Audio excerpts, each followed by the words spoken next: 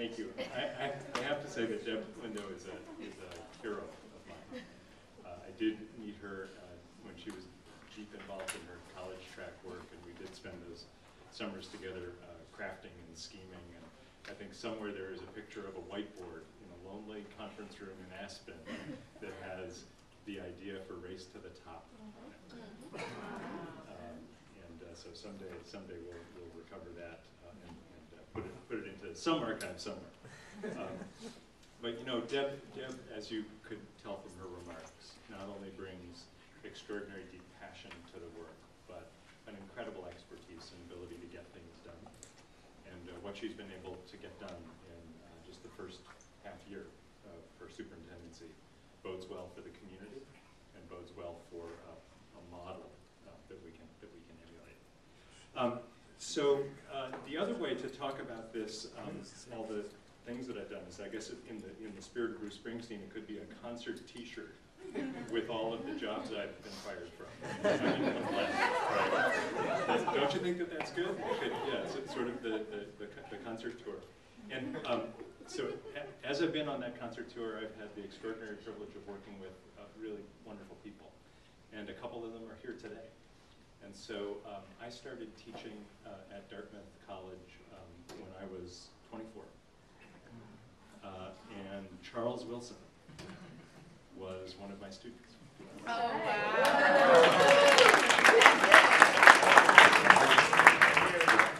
It comes all the way back around, doesn't it? And it's so great to be here together. And then I went off to Occidental. And at Occidental, one of the things that drew me to Occidental is the college's deep commitment to equity and to access. And as I pulled together a group of people to try to help me understand what that might mean as we tried to recruit more students to the college, more first-generation students of color to the college, one of the first people I turned to was Romeo Garcia.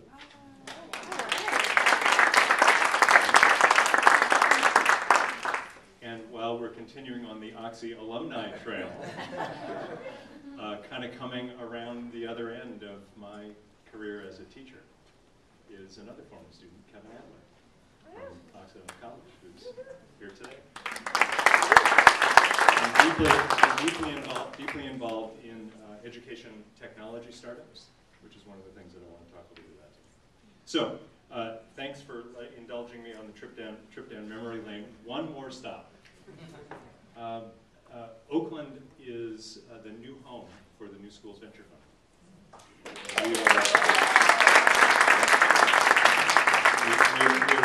We're really thrilled to be here. We started out in Silicon Valley. We spent some time in San Francisco. We have an office in Boston and a new one in DC. But I think that I speak for everybody in the organization that when we walked into our new space at 1970 Broadway, we all felt like we were home. And we're home because this is a community that represents the highest aspirations of the work that we do. And it's a place where we can be in contact on a daily basis with many of you who are here and with many of the people who are doing the very best work in schools. Thank you.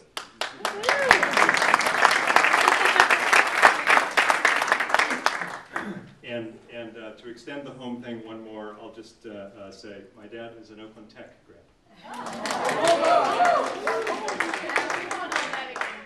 Yeah, I had to at least throw that out to see who was going to go which way.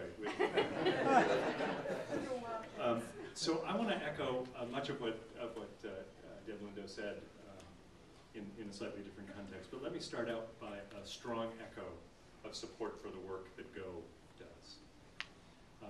It's an exceptional organization drawing together the community from a variety of different perspectives around this single critically important topic of improving schools for kids. As Deb said, improving schools for kids doesn't just mean increasing their individual access to the skills and knowledge that will set them on the path to the American dream, but it means taking collective responsibility for pursuing that dream as a community together.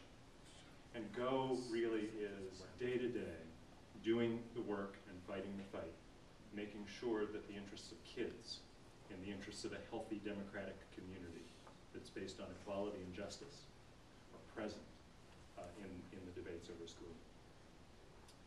So GO is a small organization, but man, oh man, does it fight above its weight class.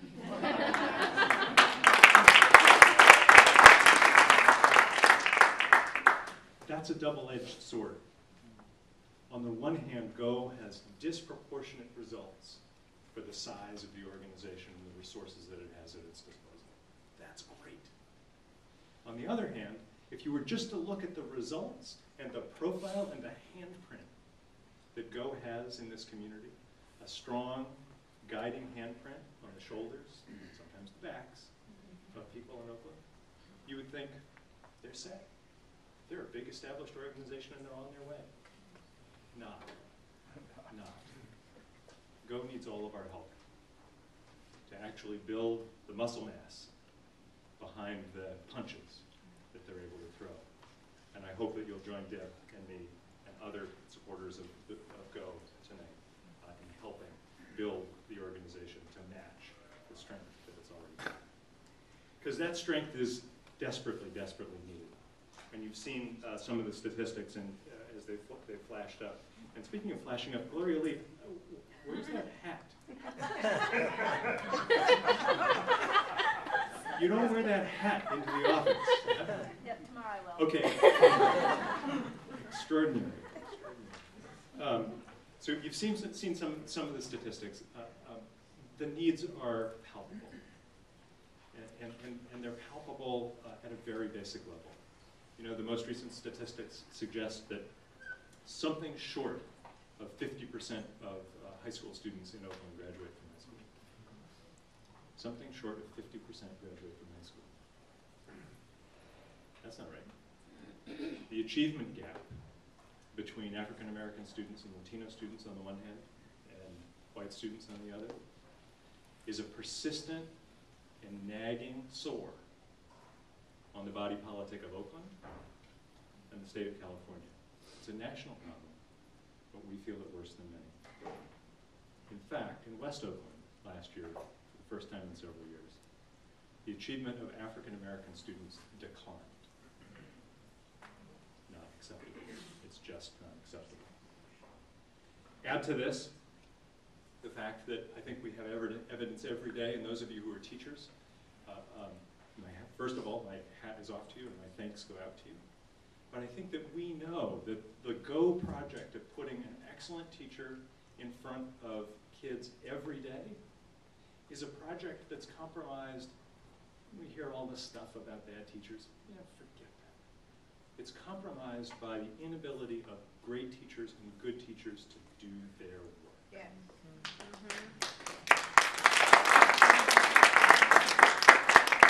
It's compromised by a bureaucracy that keeps them from paying the best attention to kids. And as I'll talk about in a minute, it is hampered in a desperate way by the lack of tools, very best tools to put in the hands of teachers so that they can provide kids the kind of learning experiences that they need when they need them.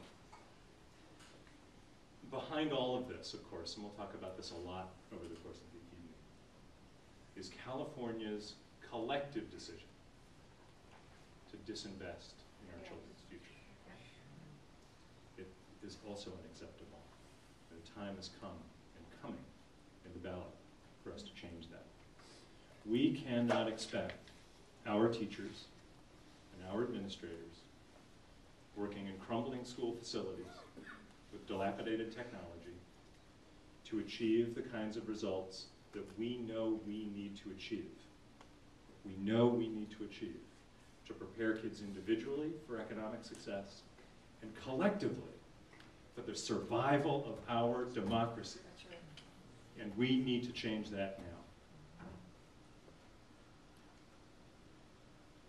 But there are signs of hope. And we don't need to look much farther than several blocks around where we are today. Because that's the other thing that brings us here today. And that's the other thing that motivates GO in its work, is that there are extraordinary innovations happening every day in Oakland. And we need to give voice to those. We need to create more room for more opportunity. for those innovative practices to grow. And the school board, I know, is taking up several opportunities to deal with that issue tomorrow. Is that right?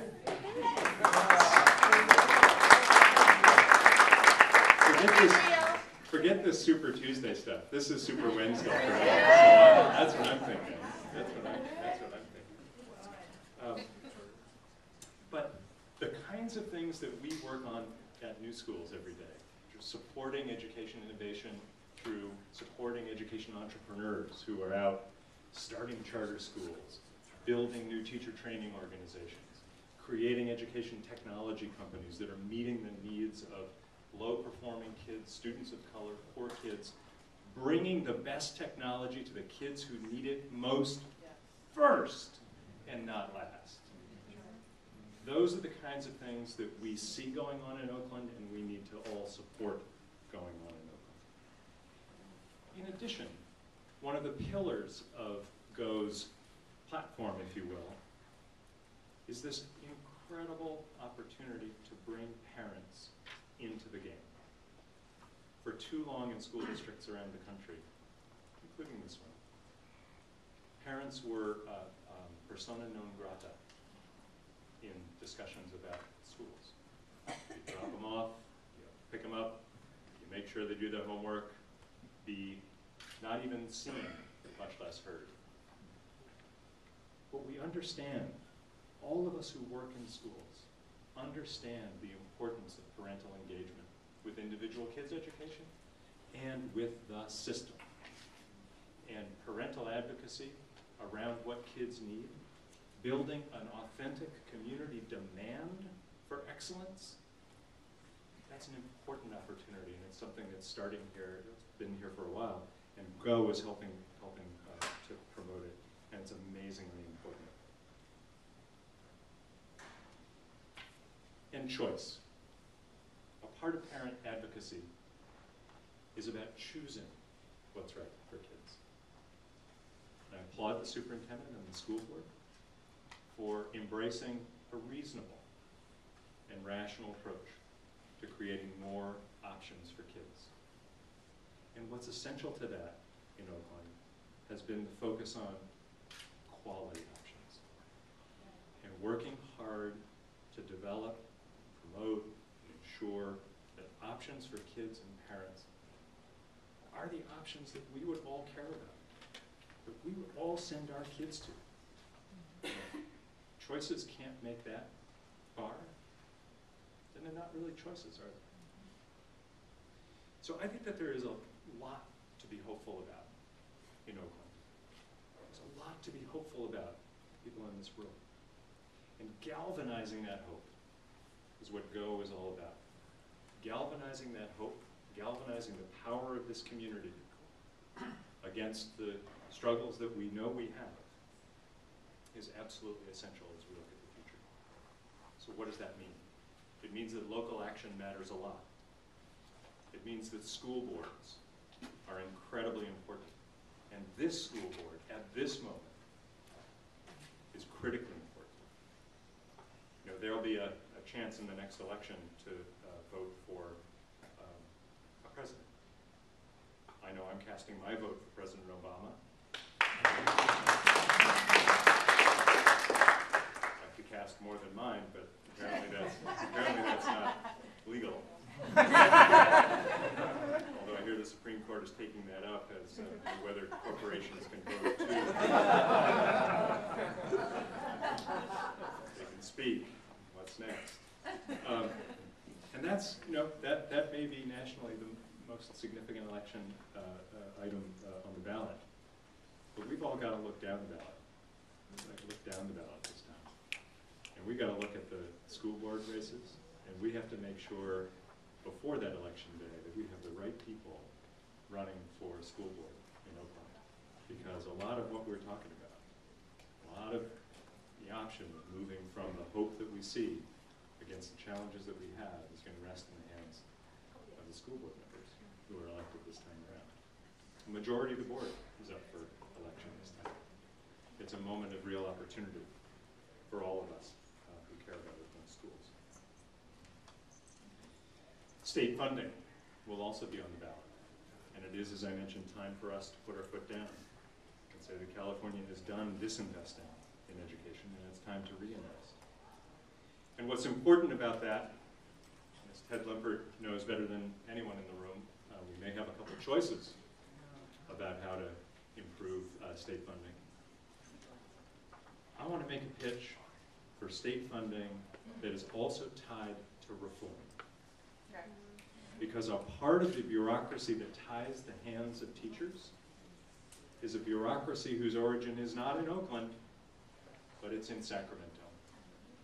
And if we can help make a trade with the electorate, more money and reform that delivers resources, that money, to schools in a way that educators can use it, then I think we've got a bargain worth fighting for. And innovation. Those of us at New Schools spend our days looking out around the corner. What's next? What are the tools that teachers need to have in their hands? What are the opportunities that technology provides to put more and better tools in the hands of kids? Charles and I were talking a little while ago. The opportunity today to take a traditional school and a traditional classroom and to infuse it and enrich it with technology.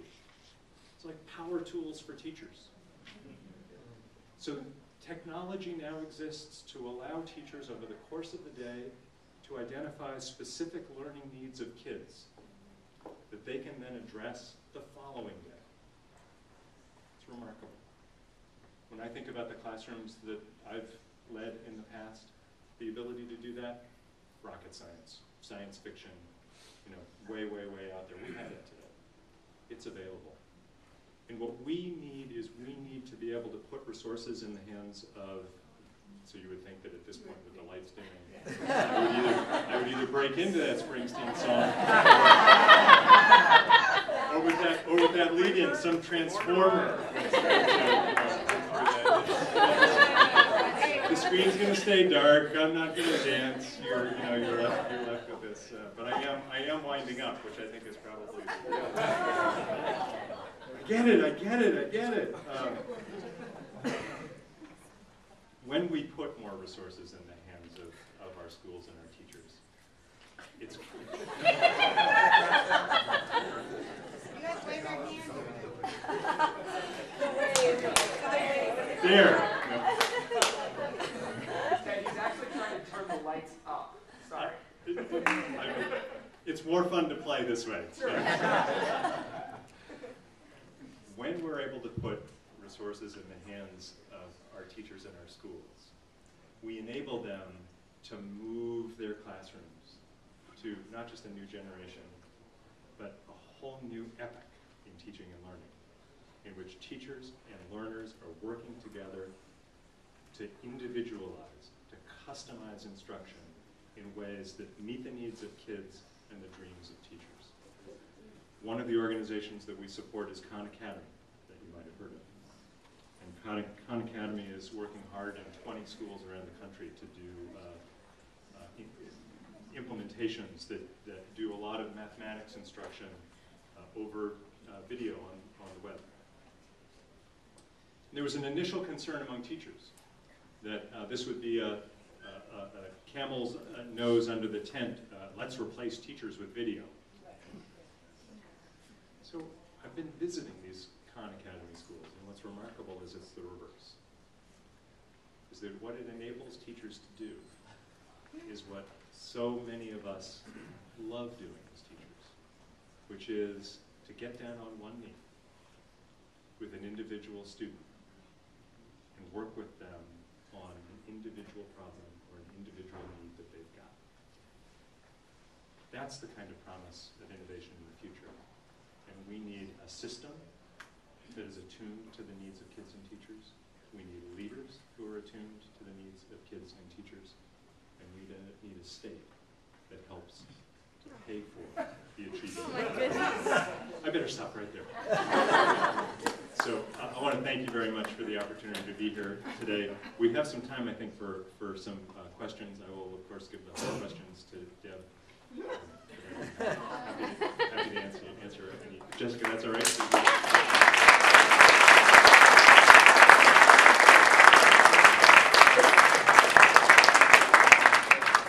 we have a microphone right here if you'd like to come and ask a question. Or not. All right, I'll ask one. I don't think I need the microphone. We've asked this locally, but I'm asking it on the broader level for you. From your perspective and experience, what are the most important things that individual businesses in the city of Oakland, or any other city, committed to education can do to improve, to achieve the goals of GO and the goals that you've talked about? So it's a great question and a great opportunity, and a great opportunity to speak to people who I know are deeply involved. I think that one of the things that has happened in the past is that business involvement, corporate involvement in schools has been diffuse and fragmented.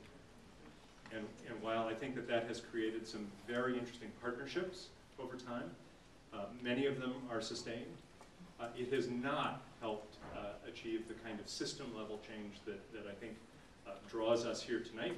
It's certainly something that I believe is essential going forward. And so my number one thought is, and this is not to simply be an advertisement for GO, but it is that we need to find ways for the business community to come together around a set of objectives with enough leverage around a couple of small points of contact to be able to make change. So bringing money resources and people resources together around the small C and large C campaigns that affect systems level change and not just school level change. So aggregation of effort, and that's what GO is about. I dare you to ask me a question that I can't answer with the end of, and that's what GO is about. Take us top 13 then. And that is what GO is about. I have a question. So you mentioned that if there is new state money for schools, that it should be tied to a reform at the same time. And so there are two ballot initiatives coming up. One is Molly Munger's initiative, which would raise, she's a billionaire, and she would raise like $10 billion for schools if her initiative passes. And then there's the California Federation of Teachers, which is going to raise $6 billion through their millionaire's tax, if that passes. But are either of those tying money to reforms, as you suggest? No. And that's when.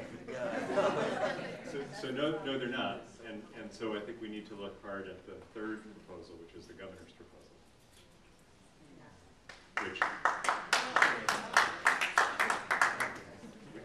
which does a better job of tying reform to revenue. And I'll give you an example. So I'm looking at my colleague and longtime friend Ted Limpert, because Ted labored enormously hard to make the following happen. One of the problems in California education funding, and if you don't stop me, I could talk until breakfast about it, is that California education funding does not recognize in any way the diversity of the students in the state. And the governor's proposal, which is not perfect, the governor's proposal for the first time in California creates a weighting, W-E-I-G-H-T-I-N-G, that provides more resources to students who need more resources. And so it's a remarkable change in the idea that equal funding is equitable funding. And it says, no, if you want to achieve equity, you will distribute resources differentially. It's a huge and positive change. So that's the kind of thing that I'm talking about. And that's what... That's why we should support GO. And that's what GO is all about. Could you share some examples of where you think cities or pockets where charters and districts are working truly in collaboration and you see really amazing things coming out of that? Thank you for the opportunity to speak with you tonight. It's been great. I gotta go. Come on. You're in Oakland. You're in Aspire. Aspired. internship in San Jose. So there are pockets, and I think so. My smart aleck response is that I think it's been. I'll speak for those of us at New Schools. I think it's been a disappointment for us at New Schools that there have not been more wholesale interaction between the charter community and the district community. We, for example, have concentrated our charter investments in particular communities. And the eye for doing that is that we figure if you build a healthy charter community with several different education models, you could actually create a conversation. So we called it bridging. You could bridge between the charters and the districts. And, probably in terms of large change in large districts, the best place to go to look for that is in New York. And after that, I think you have examples of pockets of work. Denver is very interesting. And then you have Aspire. And then I think you would turn, rather than looking at cities, you would look at charter organizations that really have made this a part of their mission. So you have Aspire, you have Education for Change, you have Rocketship, you have the Alliance for College-Ready Public Schools in Los Angeles. And so I think you have plenty of organizations that want to do this work. Pause. The Gates Foundation is has just started an interesting experiment to try to create compacts in cities around the country where they ask district leaders and charter leaders to come together and agree to certain common acts, whether it's professional development, college readiness and placement, bunches of things that doesn't quite yet get at the core, some of the core issues. But they've signed up. Somebody can help me with how many compact cities are there? 19? 21. 21? So the 21 compact cities, I think, are the next place to look. But it's hard. Charles? I wanted to maybe have you speak about your experiences on the Board of Education. There's a change in education that's happening that we're very familiar with as educators, is that new Common Core standards adoption, which is a product of the Race to the Top initiative from the Obama administration.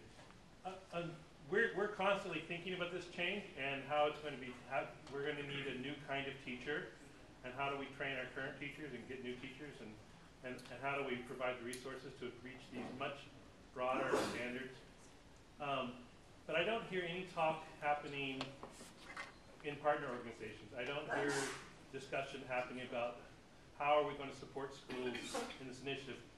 We're going to be having these completely new standards in place for our schools by 2015. So can you talk a little bit about what's happening outside of schools and with partner organizations? Sure. Charles, it's a great question, and I think it's a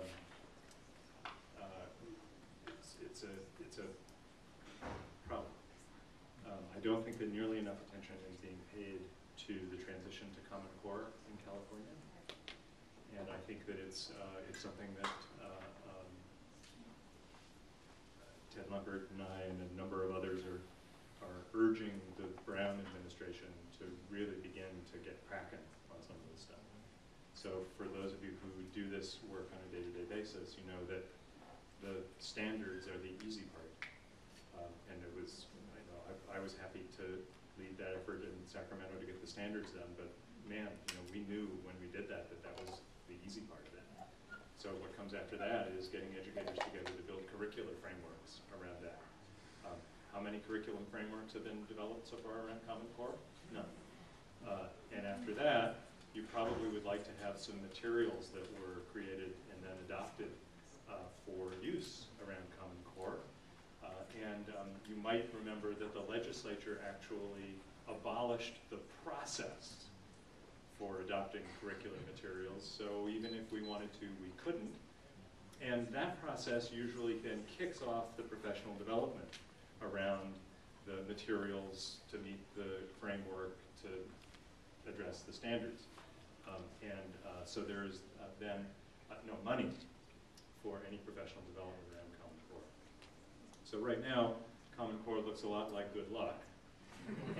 And I think it's, you know, I think there's a need, there's a real need for not-for-profits and for partner organizations that aren't the state to really step in and try to help districts put together Common Core work. Hidden opportunity in that. This is one of those places where I think it's far better to ask for forgiveness than for permission. And you know, right here, right now, y'all could commit to saying, you know, we're going to put together a common core working group for OUSD, and we're going to build it ourselves. And you know, maybe Sacramento will catch up with us in 2 years, and when they do, we'll be done. And we'll be providing great materials to our kids in real time around the Common Core. No adoption means access to digital materials instead.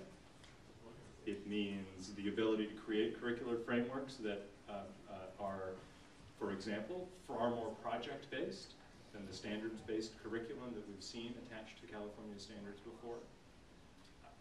I think it's there for communities to come together around Common Core and build something on their own, and to look to, you know, now I'm going to finger all kinds of people, but to look to colleagues like Weston to really come and facilitate that process. Ted, we have time for one more question. One more question. What about the role of higher education institutions in Oakland? And we have a new president at Mills. The Holy Names University has been very involved. How would you say the higher ed institutions have been doing, and what are the opportunities? Yeah, it's a great question, and it allows me to segue back to the second half of Charles' question. If teaching is going to change in some of the ways that I've been talking about tonight, we will need teachers trained to do things differently, starting with the use of this massive collection of real-time data that we're going to have, moving from kind of classroom management as the sage on the stage to a coaching model. If we are going to incorporate common standards, helping people learn around common standards. So I think a convening of the heads of the institutions in and around Oakland to take advantage of this moment and say, we need your help in training people up to meet the new needs of the teaching profession. Because even training them more inexpensively for the 19th century or 20th century job of teaching is not going to get us where we need to go. So I think bringing them together around this project would be essential, because frankly, and I don't know how the educators in the room feel about this, but as a former dean of the School of Education, I will tell you that I don't think that at UCLA we prepared people well for the schools of Los Angeles, even when those schools were much more traditional than they're going to need to be going forward. So I think there's, again, an opportunity, but it's one that have to move on, and that's what GO is all about.